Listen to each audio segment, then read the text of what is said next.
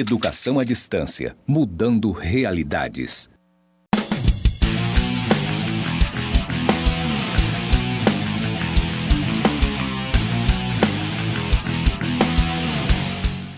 Olá, alunos!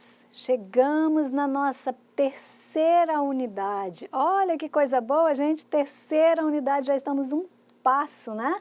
De concluir a nossa disciplina e você ir para a sua formatura, né? Lembra que eu falei para vocês que na nossa quinta unidade será a nossa formatura. Olha que coisa boa!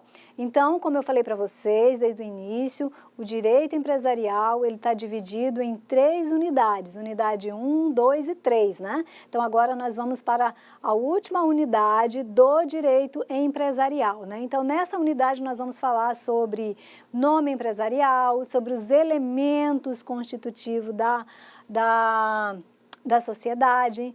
Nós vamos falar sobre dissolução e extinção da sociedade, tá certo? Então, prestem atenção, fiquem atentos, façam as suas anotações. Lembra que eu falei para vocês que do kit aluno, que tem que estar aí do ladinho no momento em que você estiver estudando, para que você possa fazer todas as suas anotações e não perder nada, tá? Fiquem atentos agora que nós vamos falar sobre nome empresarial, que trata da nossa atividade de percurso, da nossa tarefa. Então, fiquem atentos, anotem tudo, tá certo? Para não ficar com nenhuma dúvida no momento em que você for fazer a sua atividade de percurso, tá certo? Vamos lá? Vamos lá agora para os nossos slides? Então, vamos lá, gente. Olha aqui, ó, nome empresarial, né? O que é o nome empresarial? Ou seja, é uma das consequências do registro do empresário na junta comercial. É o quê? A proteção do seu nome. Então, a partir do momento que ele faz o registro do seu empreendimento na junta comercial, o que ele vai ganhar com isso? A proteção do seu nome empresarial, né? Que consiste no quê? No direito de exclusividade da utilização no âmbito da unidade federal que procedeu o registro. Ou seja, aí no seu município, se você registrar o seu nome empresarial, ou seja, ninguém mais vai poder utilizar o seu nome, tá certo? Porque a partir do momento que ele é feito o registro, você tem o quê? O direito de exclusividade para a utilização desse nome, tá certo? Então, vamos lá, né? Por esta razão que antes de você providenciar esse registro, o que você precisa fazer? Né? O que é mais importante você fazer nesse momento antes de registrar? É você escolher o seu nome. Além de você fazer a escolha do seu nome empresarial, o que é importante? Você fazer uma consulta, tá certo? Nos órgãos competentes para saber se esse nome empresarial está liberado. Se ele estiver liberado, você poderá utilizar. Caso esse nome não estiver liberado, o que você vai fazer? Você vai alterar, você vai mudar, você vai procurar saber um outro nome para o seu empreendimento, tá certo? Então, por isso que é importante. E a partir do momento que você fez a consulta, o nome está liberado, poderá utilizar e agora, a partir do momento que você faz o registro desse nome nos órgãos competentes, você passa a ter a exclusividade para a utilização desse nome, tá certo? No âmbito da unidade federativa que foi registrado, tá certo? Então, vamos continuar? Então, compreendido esse ponto, o que é mais importante você fazer? Escolher o seu nome, tá certo? Procurar os órgãos competentes para saber se esse nome está liberado. Está liberado? Pode utilizar. Não está liberado? Procura outro nome, tá certo? Dessa forma, você vai evitar maiores problemas futuros, tá bom? Então, vamos continuar aqui, né? Como você vai escolher o seu nome empresarial? Então, aqui nós temos 3 espécies de nomes empresariais, né? Aqui nós temos a firma individual, temos a firma ou razão social e a denominação. Lembram daquele momento lá que nós falamos na nossa unidade 1 e 2 sobre como você vai escolher, que tipo de empreendimento você vai abrir, que é a questão do regime de tributação, entre outros? Então, aqui, o nome empresarial também vai estar relacionado também a esse tipo de empreendimento que você vai abrir. Então, por isso que é importante você saber quais são essas espécies de nome empresarial. Então, vamos lá. A firma individual. Como que ela é formada? No momento em que você vai escolher esse nome, tá? Você vai escolher optar por firma individual na escolha desse nome. Então, ele é formado pelo nome civil do empresário, ao qual pode ser acrescido, entre outros elementos de identificação, seja eles relativo à atividade profissional ou à pessoa, tá certo? E quando você vai escolher a firma ou razão social, né? Deve ser formado pelos nomes de todos, né?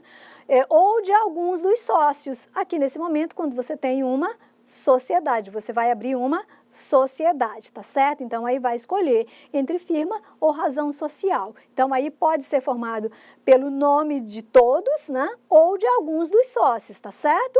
Neste último caso, olha aqui, ó, o que vai ser acrescido? A expressão e companhia, tá? Então, os nomes podem ser referência, no caso, a referência do nome, ou pode ser também completo, ou pode ser a abreviatura, tá? Então, aqui você tem também essa opção que você pode escolher. E já no que tange a denominação, aqui se tem maior liberdade, tá certo? Quando você vai utilizar a denominação. Por que tem maior liberdade aqui? Porque pode ser utilizado qualquer espécie de termo ou expressão na composição do nome empresarial aqui. Então, por isso que se diz a liberdade, né? Outro ponto que é importante aqui que você deve observar é o quê? No que tange ao empresário individual. Por quê? Porque ele deve, o nome empresarial aqui, deve operar debaixo de firma individual, né? Tá vendo lá o primeiro item aí quando nós falamos de firma individual? Então, o empresário individual, ele vai operar, o nome empresarial vai operar debaixo de firma individual. Já as sociedades, elas podem adotar tanto a firma, tá certo? Quanto a denominação social, tá? Então, a sociedade, ela tem mais liberdade, no caso, para a adoção do nome, para a escolha do nome empresarial, tá certo? Vamos continuar? Olha outro ponto aqui que é importante, né? A sociedade em nome coletivo e em comandita simples, elas devem adotar firma social, né? As sociedades anônimas e as sociedades simples em espécies se impõe a utilização de denominação. Então, vocês podem ver que dependendo também do tipo de empreendimento, né, o tipo de empresa que você vai abrir, tem que ser observado também nessa questão do nome, tá? Então, uma coisa está relacionada com a outra. As sociedades limitadas e as comanditas por ações podem optar entre a adoção de firma social ou denominação, tá certo? As denominações das sociedades limitadas podem haver referência do nome dos sócios, tá? E é obrigada a referência da atividade desenvolvida. Olha outro ponto importante aqui. É preciso também estar informando que atividade que está sendo desenvolvida, tá? A não ser as empresas, as microempresas e as empresas de pequeno porte, tá? Que é facultada essas empresas indicar a atividade que é desenvolvida, tá bom? Então, vamos continuar aqui? Quais são os documentos necessários para a realização do cadastro do nome empresarial lá na junta comercial? Que a partir do momento que faz o registro da empresa, automaticamente já se tem a proteção do nome empresarial. Então, o que é importante, né, nesse momento aqui do nome empresarial? No caso aqui, o contrato social, que é o requisito para a maioria dos negócios, né, no caso que são regidos pelo direito privado. Então, ele se tem o quê? O contrato social, né? E aí nós temos o outro aqui, que é o requerimento de empresário. Quando é que ocorre isso daqui? Caso o registro seja realizado como empresário individual, tá certo? Então, isso aí ele vai ser o requerimento. Ou seja, lembra que nós falamos daquela declaração de empresário individual? Então, é isso daqui, tá? Isso que vai ser... que ele vai precisar utilizar quando ele for fazer o cadastro do seu nome empresarial, tá? E aí nós temos o outro aqui, que é o ato constitutivo. Caso o registro seja realizado como empresário individual, de responsabilidade limitada, que é o quê? A Eireli, né? Então, o que ela tem aqui? O dela não vai ser o contrato social e nem vai ser um requerimento, e sim o ato constitutivo, tá certo? Que ela vai precisar, tá? E temos aqui, que é para a MEI, né, que é o certificado de condição de microempreendedor, né, ou empresário ou microempresário individual, tá? Nesse caso aqui, ele vai precisar do certificado, tá certo? Quando a empresa é legalmente constituída na junta comercial, né, ou no caso em cartório de registro civil de pessoa jurídica, que é no caso, vamos supor, de algumas atividades, né, que ela não vai ser registrada na junta comercial, mas sim no registro de pessoa jurídica, civil de pessoa jurídica, que vai ser registrado, tá?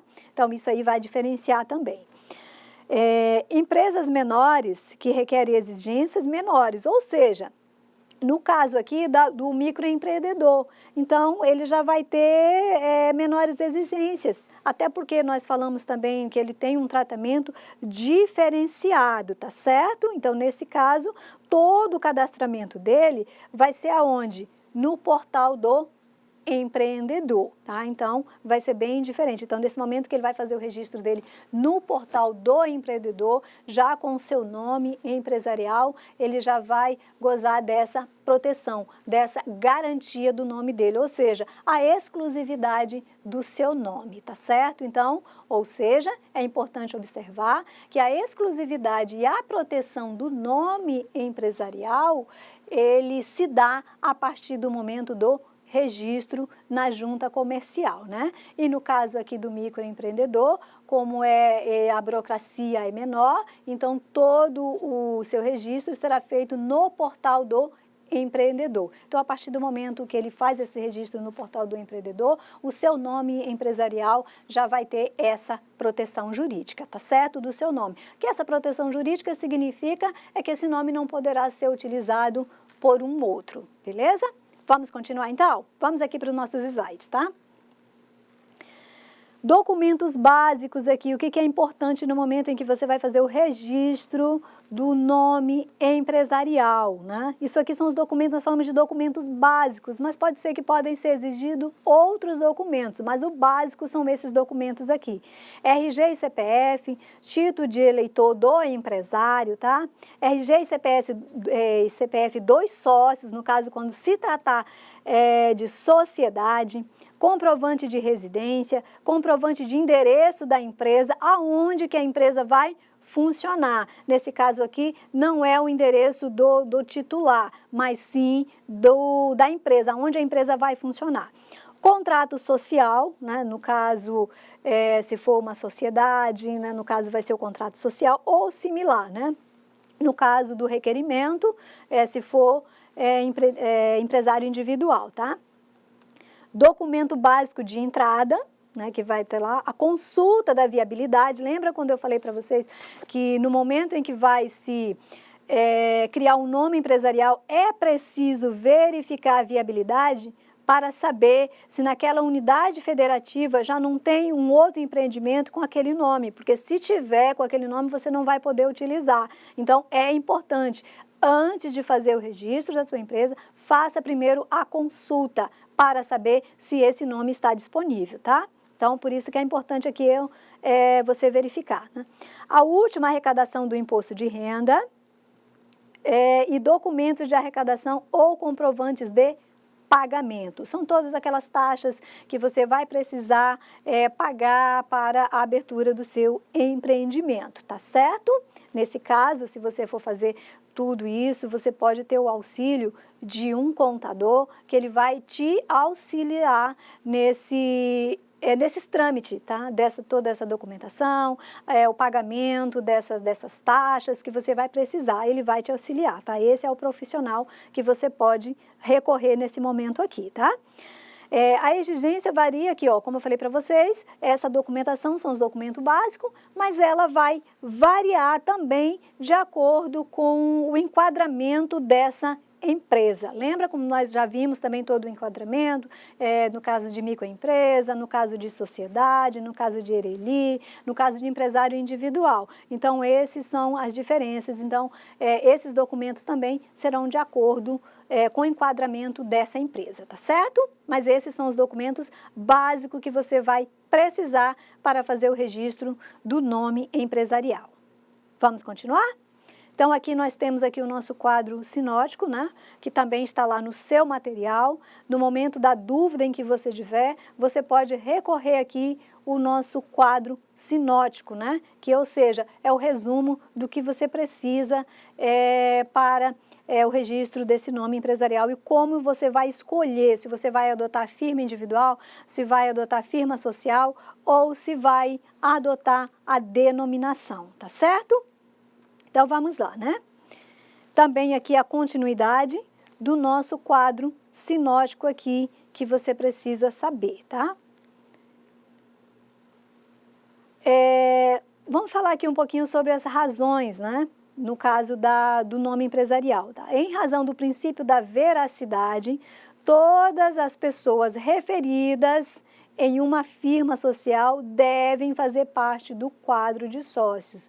Se você criou um nome empresarial e lá nesse nome, lembram que tem um momento que você pode utilizar parte do nome dos sócios, né? Então, se lá no seu nome empresarial constava parte do nome do quadro de sócios, então esse sócio tem que fazer parte, tá certo? Não é você colocar lá no nome e na prática ser outra coisa. Isso não pode, isso vai contrariar o que está disposto na legislação. Então, por isso que é importante que ele fala aqui do princípio da veracidade, que as informações têm que ser verdadeiras, tá certo?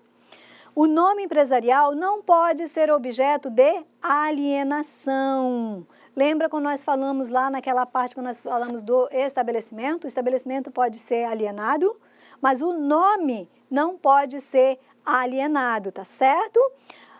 Mas o adquirente do estabelecimento empresarial, ele pode acrescentar a seu nome uma referência, no sentido de ser o sucessor, né? Lembra que às vezes quando você está passando na rua, tem lá um estabelecimento que tinha, anteriormente ele funcionava ali, tinha aquele nome, depois está escrito sob nova direção, tá? Ou seja, é um terceiro que tá dando continuidade àquele negócio, mas porém está lá com o mesmo nome, ou seja, ele não está utilizando o nome em si, ele não pegou o nome empresarial, mas ele fez o quê? Ele acrescentou uma informação ali, tá certo? Naquele nome, tá?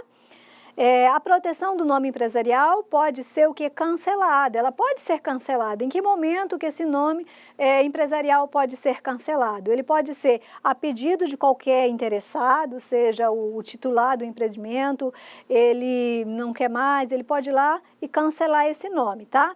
Quando o titular houver encerrado as suas atividades, quando ele encerra as suas atividades, também esse nome empresarial pode ser cancelado, tá?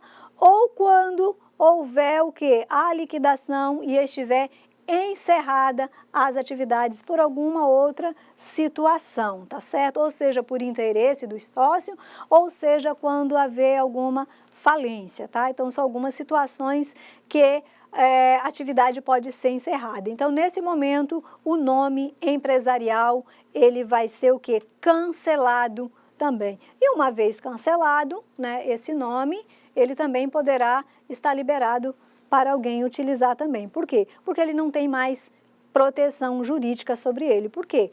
Deixou de existir, foi cancelado, tá certo? Então, vamos continuar aqui. Agora vamos falar um pouquinho sobre sociedade, né? O que é a sociedade? Apesar que vocês já viram bastante sobre sociedade, mas nós vamos falar um pouco mais sobre ela, né? Porque aqui nós vamos falar sobre sociedade personificada e não personificada. Quais são os momentos que isso acontece? Então, por isso nós temos que falar um pouco aqui sobre a sociedade, tá certo? Então, a sociedade é legalmente definida pelo artigo 981 do Código Civil, tá? Segundo o qual celebra o contrato de sociedade. O que acontece? Na sociedade, as pessoas, quando ela decide abrir uma sociedade, lembra quando nós falamos que uma sociedade é mais de uma pessoa, tá certo? Então, quando essa pessoa, ela decide abrir um empreendimento, ela convida um terceiro para somar com ela nesse empreendimento, então aí, o que vai ser feito agora? Um contrato, tá certo? Entre essas pessoas, aonde ali vai ter o quê? Deveres e obrigações desse sócio. Então, isso nós chamamos de o quê? De sociedade. Lembrando que uma sociedade não é de uma pessoa, tem que ser mais de uma pessoa. E o Código Civil, ele vai regulamentar como que deve ser essa sociedade, tá certo? Então, vamos lá, continuando aqui, ver o que tem mais de importante aqui nos nossos slides sobre sociedade, tá certo? Vamos lá. Então, essas pessoas, elas vão se unir com que objetivo? O objetivo é o quê? A divisão de lucros, tá certo? Então, para isso é que você constitui uma sociedade, é com esse objetivo, porque ninguém vai constituir uma sociedade para não ter lucro, né? A não ser algum outro tipo de associações, que isso aí já é uma outra coisa. Mas quando você abre uma sociedade, o seu objetivo principal é o quê? A divisão dos lucros. E aqui também nós vamos ter o quê? As responsabilidades e obrigações, tá certo? Como é que o Código Civil, ele classifica as sociedades? Então, ele vai classificar as sociedades da seguinte forma: quanto à condição de alienação societária, né? Quanto à responsabilidade dos sócios e quanto à personificação e se é empresária ou não, tá certo? Então, dessa forma que o Código Civil vai classificar as sociedades. Com relação à responsabilidade do sócio, isso nós já falamos bastante na nossa unidade 2, sobre a responsabilidade do sócio. Então, essa responsabilidade, ela vai ser dividida em responsabilidade limitada e responsabilidade ilimitada. E também nós temos uma terceira aqui que nós chamamos de responsabilidade mista, né? Então, na responsabilidade limitada, o que acontece? Essa responsabilidade corresponde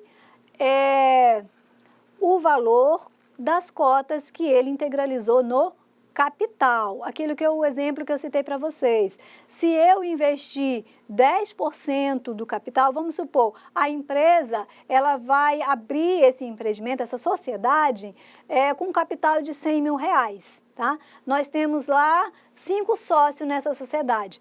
Eu vou apenas investir ali 10% desse capital. Então, a minha responsabilidade, ela será limitada correspondente ao valor dessas minhas cotas que eu investi, tá? Então, essa é que é a responsabilidade limitada, tá certo? E a responsabilidade ilimitada como eu falei para vocês, todos os sócios, ele responde pelo valor do capital como um todo. Não existe essa divisão de, eu vou responder só com 10%, o outro sócio com 20%, o outro sócio com 50%. Não, todos vão responder por esse valor total, ou seja, 100%, tá certo? Então, essa é a responsabilidade ilimitada. E também quando nós falamos do empresário individual, a responsabilidade dele é ilimitada, por quê? Porque não existe limite de responsabilidade e, além do mais, ele responde com seus bens pessoais também, tá certo? E quando falamos de responsabilidade mista, ou seja, existe a responsabilidade naquela mesma sociedade, responsabilidade limitada e responsabilidade ilimitada. Mas isso daqui é muito difícil de acontecer. Geralmente se faz essa opção, ou seja, por a responsabilidade limitada, tá certo? Cada um vai responder de acordo com o seu percentual ali de investimento que corresponde às suas obrigações, tá certo? Com exceção ao empresário individual. Agora, se o empresário individual, ele quer ter uma responsabilidade limitada, aí ele vai abrir o quê? Uma ERELI, tá certo? Então, vamos continuar aqui? Continuando. quanto à personificação da sociedade. Então, ela é uma sociedade não personificada e sociedade personificada. Quais são as sociedades que não são personificadas? Ou seja, ela não possui a personalidade, tá? São as sociedades em comum, a sociedade em conta de participação. Essas são sociedades não personificadas. Lembra quando nós falamos a questão da personalidade, quando é que adquire a personalidade, né? Quando ela constitui o seu registro na junta comercial, tá certo? Vamos pegar, por exemplo, aqui que uma sociedade personificada, ela não possui um registro, tá certo? E a sociedade personificada são as sociedades simples e sociedades não empresárias. Então, a sociedade personificada, ela se divide também em sociedade simples não empresária e sociedades empresárias, tá certo? Quem são as sociedades não empresárias? Aqui o Código Civil, ele trata das sociedades de atividades intelectual e as sociedades cooperativas. A sociedade cooperativa, ela está aqui, mas porque o Código Civil deixou ela aqui, tá certo? Mas as sociedades de atividade como sociedade simples não empresarial, ou seja, um exemplo é porque essas sociedades ela não faz aquela parte de circulação de bens, tá certo? Qual é o produto aqui? É proveniente da parte intelectual, como no caso aqui, um advogado, um médico, um dentista, entre outros, tá certo? Então, essas são atividades aí. Então, isso é chamado de sociedade não empresariais, tá certo? E a sociedade empresarial é a sociedade em nome coletivo, a sociedade em comandita simples, a sociedade limitada, as sociedades anônimas e as sociedades em comanditas por ações, tá certo? Que são aquele tipo de empreendimento que ele faz aquela parte de circulação de bens, serviços e produtos. Então, essa é a diferença entre as sociedades não empresariais e as sociedades empresariais, né? Por que eu falei para vocês? Por que a cooperativa está aqui? A cooperativa, ela também não faz a parte de circulação de bens, produtos, serviços? Sim, mas acontece que ela está aqui como no empresário porque o Código Civil colocou ela aqui, tá certo? Então, às vezes vocês podem confundir nessa questão de dizer assim, mas a cooperativa, eu conheço a cooperativa lá no meu município ou lá no meu estado, né, que ela produz, né, ela não é só serviço, ela não só trabalha com a parte intelectual, né, mas ela produz serviço. E por que ela está aí, né? O Código Civil colocou ela aqui, tá bom? Vamos continuar, né? Para que vocês possam entender melhor esse tipo de sociedade. Então, vamos lá. A sociedade não personificada, quem é ela? Né? É aquela que não tem personalidade jurídica, ou seja, ela não possui um registro nos órgãos competentes. Ela existe? Existe. Ela tem obrigações e deveres? Tem, mas ela não foi registrada, ou seja, ela não tem uma personalidade, né? Que nós vimos que a personalidade jurídica, ela inicia quando? A partir do registro. Nesse caso aqui, ela não foi registrada, então ela não é uma sociedade personificada, tá? Exemplo aqui é a sociedade em comum e a sociedade em conta de participação. Professora, eu não entendi. Pode dar um exemplo? Posso. Vamos lá para um exemplo aqui para que você possa entender o que seria esse tipo de sociedade aqui em conta de participação. Exemplo, você tem uma ideia, né? Mas você não tem, vamos supor, capital suficiente, né? Para que colocar essa ideia em prática, para colocar essa empresa para funcionar, né? E aí o que acontece? E aí de repente você conhece uma pessoa, um empreendedor, pode ser um empresário ou não, e ele gosta da sua ideia. Isso aqui é um exemplo, mas existem outras situações também. Isso aqui só para que você possa entender melhor. E aí essa pessoa Aí o que ele fala? Que muitas vezes, às vezes na linguagem jurídica, se chamam isso de anjo, né? Ele vai ser o quê? Ele vai ser esse investidor. Aí ele vai investir na sua ideia, ou seja, ele vai injetar um capital ali para que você possa desenvolver essa ideia, para que você possa desenvolver essa empresa, tá certo? Então isso é a chamada sociedade em conta de participação, tá certo? Ele foi registrado na Junta Comercial? Não, ele é o que? Um investidor aqui dessa ideia, tá certo? Então vamos lá. Uma sociedade não personificada tem todas as obrigações da sociedade personificada, mas não possui o quê? Registro, tá certo? Então essa é o quê? É a diferença. Ela tem todas as responsabilidades, deveres e obrigações para com o terceiro, mas ela não é o quê? Registrada. Beleza? Então, superado esse ponto, vamos para o próximo agora, saber o que tem de importante nos nossos próximos slides aqui, tá? Vamos lá. Uma sociedade não personificada, tá certo? É subdividida em sociedade de fato e sociedade irregular. O que seria a sociedade de fato, né? É aquela que sequer tem um contrato escrito, sendo apenas um acordo verbal, né? Um exemplo pode ser esse investidor. Esse investidor, ele vai investir na sua ideia, mas ele só vai dizer, olha, tá aqui o dinheiro para você investir e eu também vou ter uma parte aí nesses lucros aí. Mas não vamos precisar fazer isso por escrito, é só verbalmente, tá? Então essa é a chamada sociedade de fato, tá? E a sociedade irregular, o que seria ela, né? É aquela, ela possui um contrato entre os sócios, mas, porém, esse contrato não foi levado a registro, tá certo? Então, e aí se chama a sociedade irregular, tá? Então, essa é a diferença desse tipo de sociedade aqui não personificada, tá certo? Por sua vez, a sociedade personificada é aquela que detém personalidade jurídica própria, portanto, é apta a adquirir direitos e contrair obrigações, por ela ter o quê? Um contrato registrado. Então, a sociedade personificada, ela existe, mas não foi registrada, tá? Ou ela tem um contrato entre os sócios, mas esses contratos não foram registrados. E já a sociedade personificada, não, ela tem um contrato e ela foi registrada também na junta comercial, tá certo?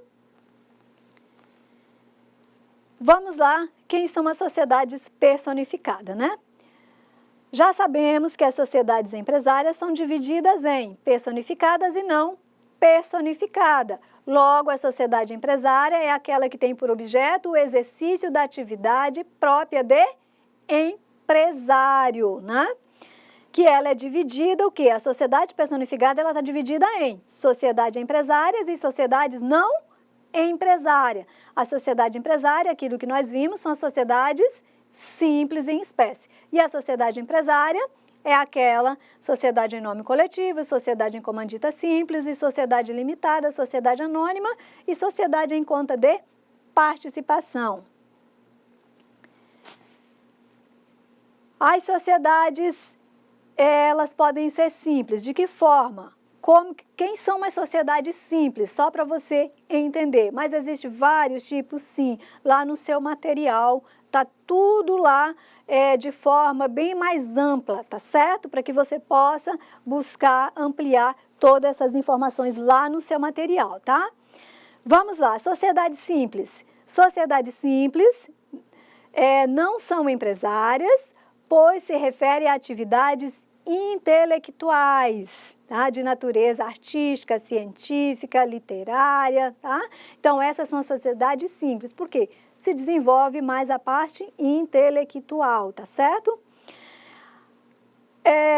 Vamos ver aqui o que vai diferenciar aqui. Ausência do elemento de empresa. O que é a empresa? A empresa não é aquela que faz a parte de circulação de bens e serviços e produto? Então, isso é a empresa. No caso da sociedade simples, ela não possui esse elemento empresa, tá certo? A inscrição dela vai ser aonde? Não vai ser na junta comercial, mas vai ser aonde? No registro civil de pessoa jurídica, tá? Algumas sociedades simples, ela tem algumas entidades de classe a qual elas são registradas, tá certo? não segue aqui a questão do registro civil de pessoa jurídica, tá? Existem outras peculiaridades também, dependendo do tipo de sociedade simples que você vai estar abrindo aqui, tá? Não estão sujeitas à falência ou recuperação judicial ou insolvência civil, tá? Então, também é uma peculiaridade aqui das sociedades simples, tá?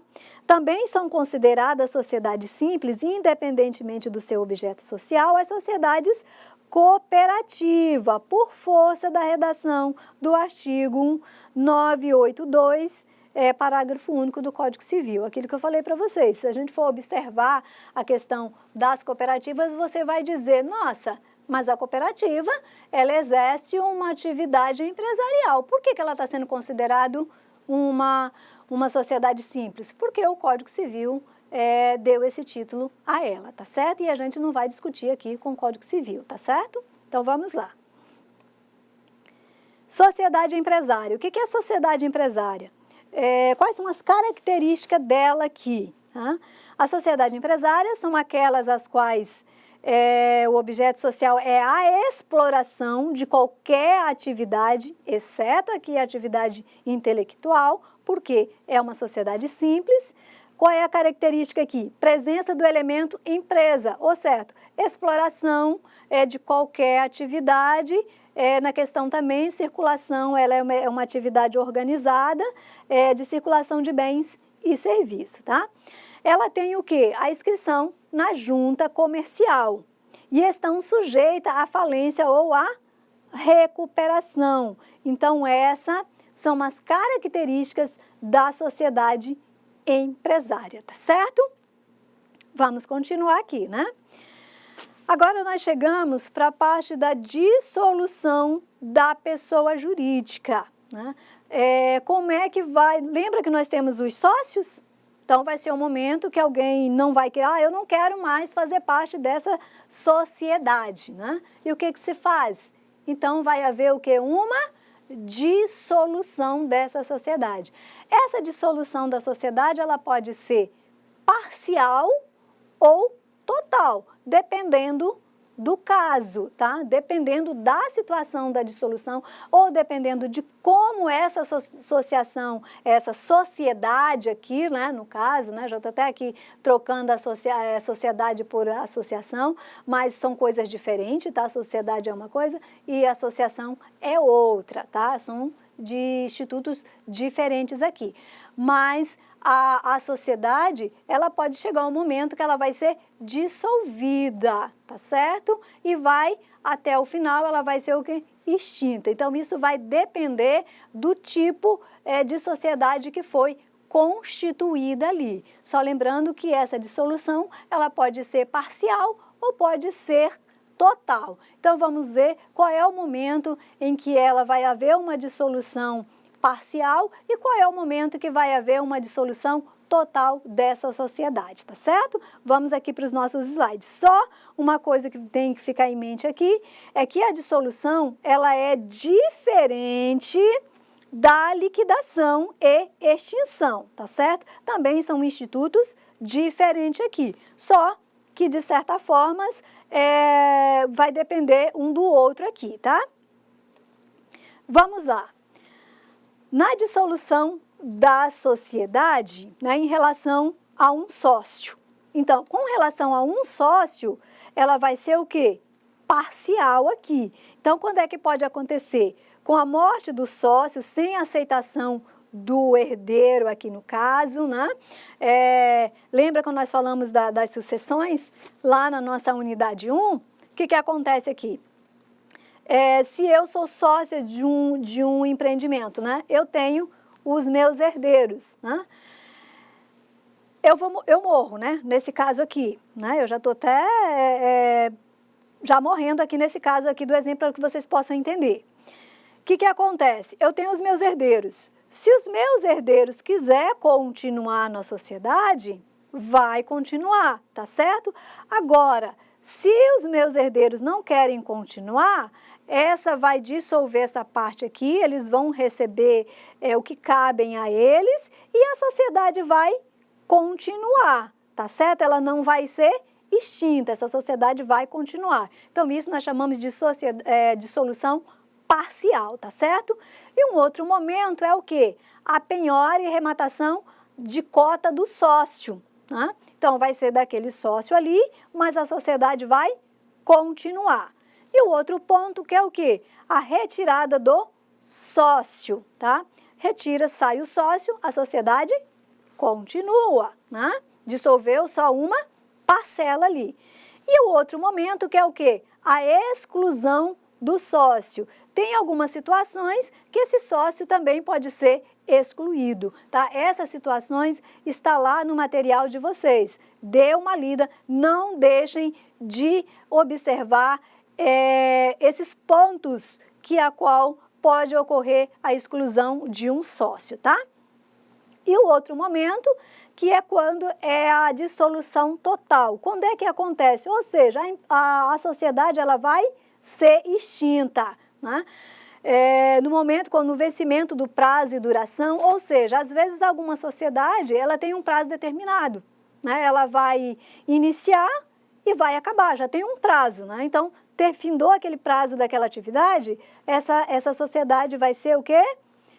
Dissolvida, né? E o outro vai ser no consenso comum dos sócios. Aí todos chegou o momento, aí chega e diz, não quero mais, né? Vamos parar com essa sociedade, vamos encerrar, né?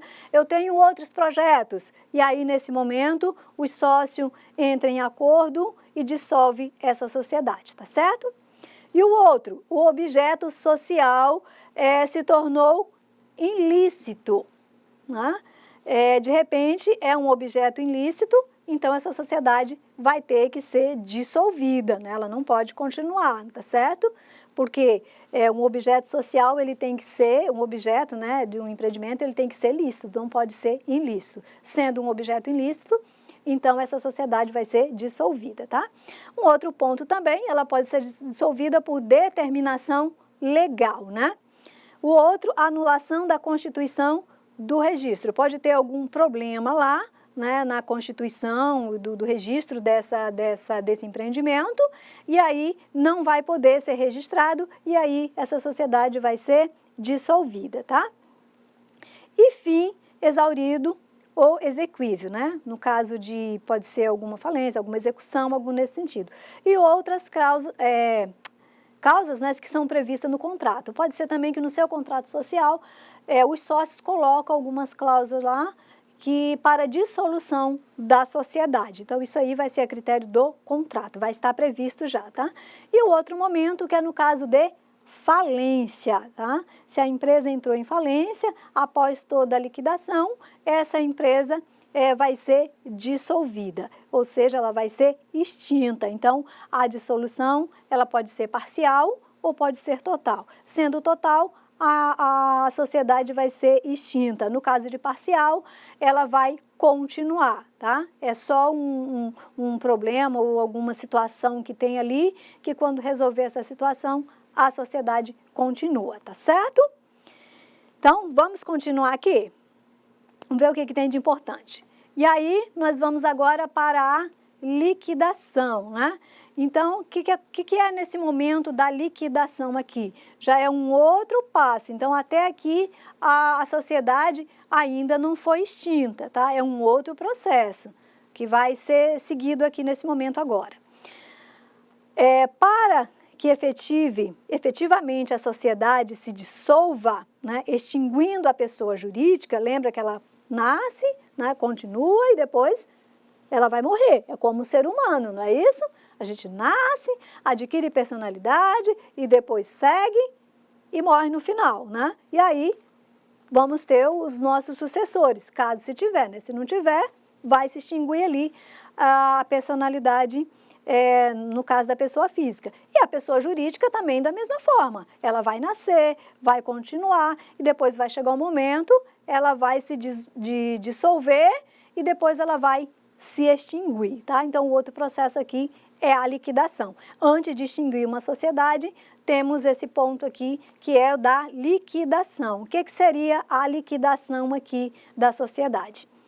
É preciso realizar o seu ativo, apurar os direitos econômicos e levantar e pagar o passivo. Então, nesse momento, vai ser feito todo esse levantamento, né, do ativo da empresa e o passivo, que são os débitos, vai levantar tudo isso, vai fazer todos os pagamentos e aí essa empresa, após todo esse processo, ela vai ser extinta, tá certo? Mas tudo isso tem um procedimento que deve ser seguido, né?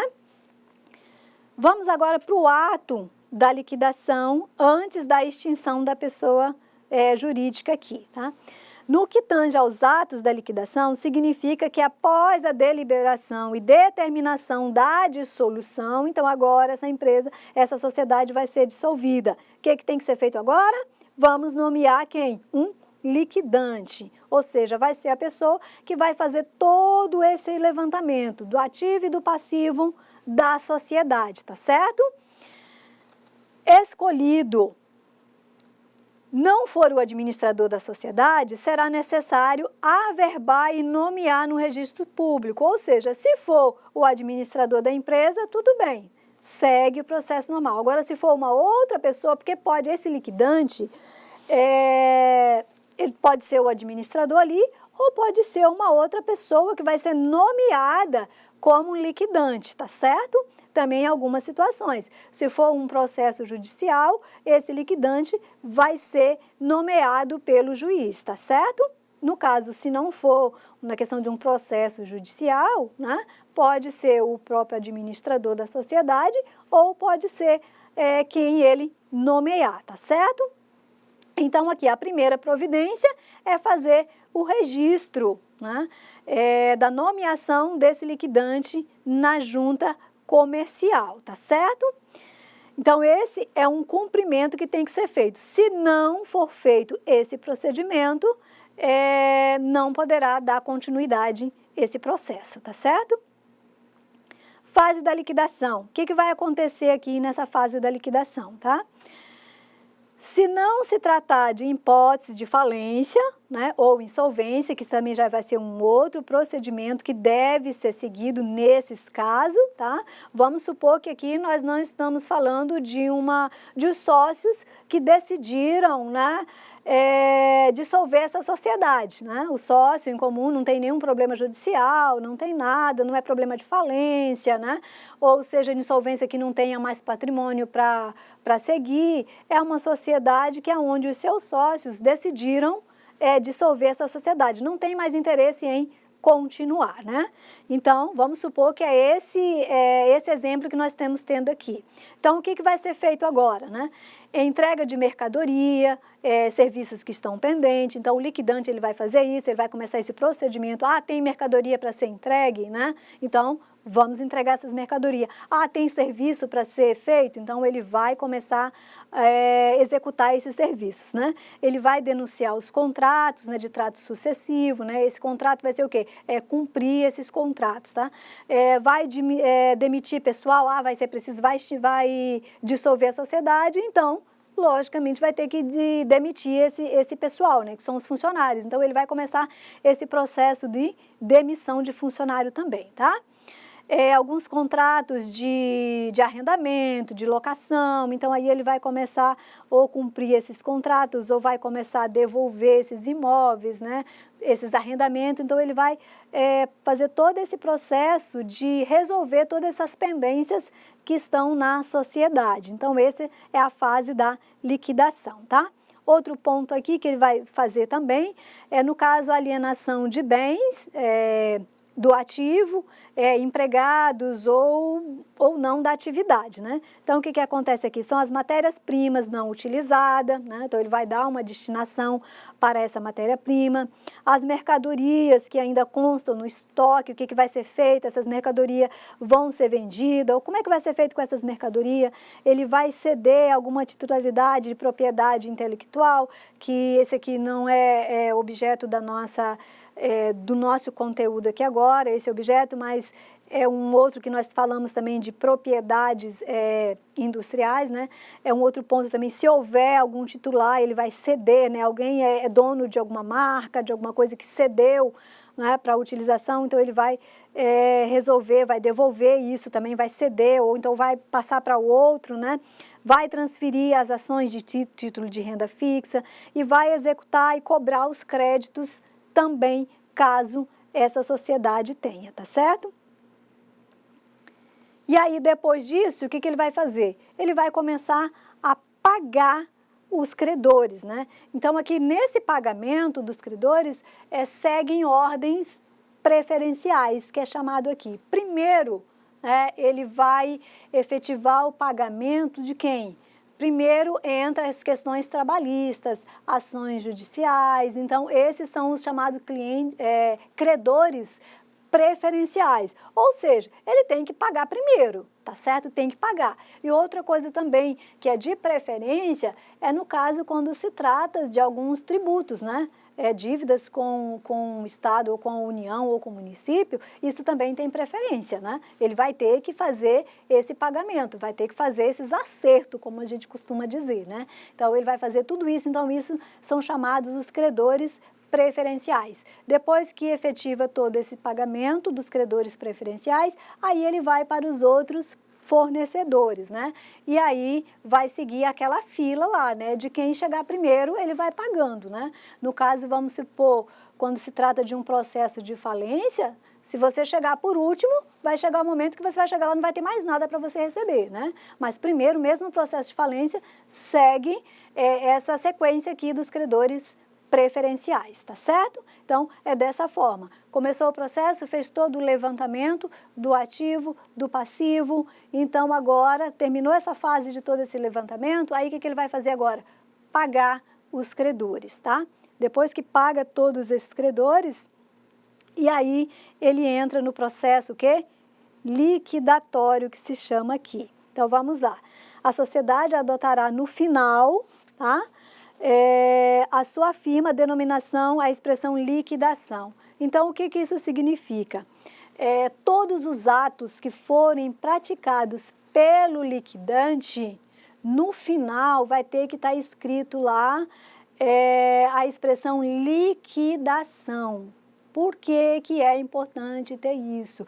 Vamos supor, eu sou credor de uma determinada sociedade. Tá? Só lembrando também que esses atos aqui também eles têm que ser publicados, tá? Porque se eu vejo, eu sou credor de uma sociedade que está em liquidação, quando eu vejo lá um ato que for praticado, está lá assinado em liquidação, eu vou saber, opa, será que ela vai ter dinheiro para me pagar no final? Qual é o problema que está sendo aí? Será que os sócios eles estão querendo por si mesmos, não tem mais interesse em continuar essa sociedade? Ou é um processo de falência, né? Então, por isso, é necessário se ter essa expressão no final. Todo ato que for praticado tem que ter essa expressão em liquidação, tá certo? Para que todos possam saber. Até mesmo se tiver algum fornecedor que vai negociar com essa sociedade, porque vamos supor, às vezes em um momento até terminar o processo, muitas vezes ela vai precisar de alguns insumos, né, para poder realizar algumas atividades. E nesse momento também ela vai ter que fazer aquisição de alguns insumos, né?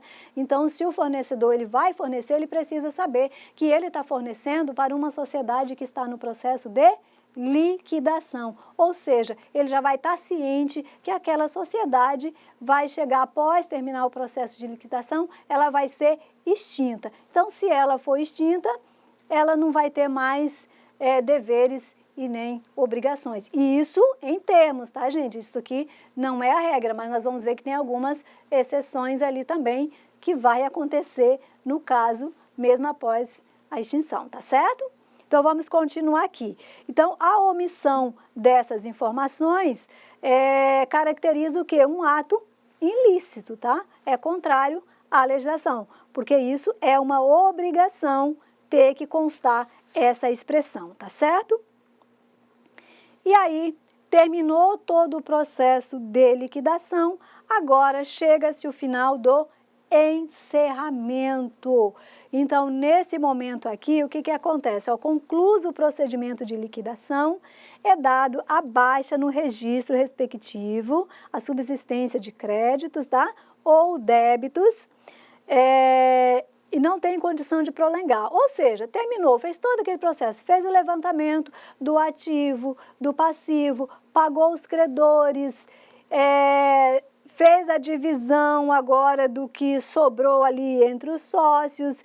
Então, agora não tem mais motivo para que essa sociedade possa continuar, tá certo? E aí ela vai deixar o quê? De existir. Ou seja, como a gente fala, essa sociedade morreu, né? Não existe mais. É a mesma coisa como acontece com a pessoa física, não é isso? Ela nasce, cresce, envelhece e depois morre, não é isso? A mesma coisa é a sociedade. Ela nasce, adquire personalidade, ela nasce quando? Quando ela faz o seu registro na junta comercial, tá certo? E aí, naquele momento, ela nasceu, ou seja, adquiriu a sua personalidade. Ela passou a ser capaz, né, de adquirir deveres e obrigações também, direitos e obrigações, tá certo? E aí tem todo esse processo. Após dissolvida, tem a liquidação e depois se encerra a atividade. Aí, essa sociedade, ela é extinta. Mas, professor, o que acontece? Né? Pagou todo mundo, alguém ficou sem receber. O que vai acontecer agora? Os fornecedores, né? Os credores, algum credor não conseguiu receber. Ou então, ele não concordou com o que foi pago a ele. Ele achou que ainda está devendo alguma coisa ou que houve alguma irregularidade. Aí, o que ele vai fazer agora? Ele poderá entrar com processo contra o liquidante, né? Se foi alguma irregularidade, ou ele pode cobrar agora dos sócios. Só que ele vai, lembra quando nós falamos da responsabilidade limitada? Que o sócio, a responsabilidade dele corresponde às cotas, né? Que é a qual ele foi investido ali, o valor que foi integralizado. Então, esse fornecedor, ou esse credor aqui no caso, ele só vai poder cobrar correspondente àquela limitação ali das cotas de cada sócio, tá certo? Então, esse é o processo. Por isso que eu falei para vocês, chegou no final, não tem dinheiro, acabou? Não, né? Tem essa exceção aqui também, caso não seja o credor, ele não concorde com o que ele recebeu, ou se ele não recebeu nada, ele pode recorrer. Agora, no caso de falência, é um pouquinho mais diferenciado esse processo aqui, tá certo? Então, chegamos agora ao final de mais uma unidade, tá certo? Dúvidas? Manda para nós lá a sua dúvida, que nós vamos procurar tirar todas as suas dúvidas, tá certo? Então, chegamos ao final da nossa unidade 3, né? Toda a parte do nosso legislação empresarial, e agora nós vamos entrar num outro tema, na nossa quarta unidade, que nós vamos falar sobre a legislação consumerista, tá certo? Então, até a nossa próxima aula.